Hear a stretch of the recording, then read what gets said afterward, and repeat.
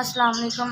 मेरा बच्चा है, इहदे ना कमर दे पोटी वाली जगह ते सुराख है। डॉक्टर कहते हैं कि इहदा जल्दी तो जल्दी ऑपरेशन कराए। सुराख की वजह तो बच्चे के मोशन नहीं रुकते पे। मदद कर दो साड़ी ताकि इहदा MRI करा के इहदा जल्द तो जल्द ऑपरेशन कराया जाए। इंदिया रिपोर्टा ने म्यू चिल्ड्रन हॉस्पिटल दियाँ रिपोर्टा ने उन्होंने 3 महीने का टाइम किया, लेकिन डॉक्टर ने कहा कि बाहरों जनरल हॉस्पिटल के सामने 10,000 रुपये का MRI होना कोई साढ़े का कोई साड़ी मदद की जाए।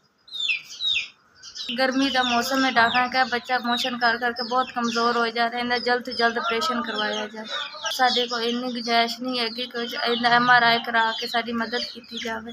ऑपरेशन इनका फ्री है, लेकिन रिपोर्ट वास्ते साढ़े को पैसे नहीं है कि साड़ी 10,000 रुपये की रिपोर्ट कोई साढ़े को है, कोई साड़ी मदद की जाए।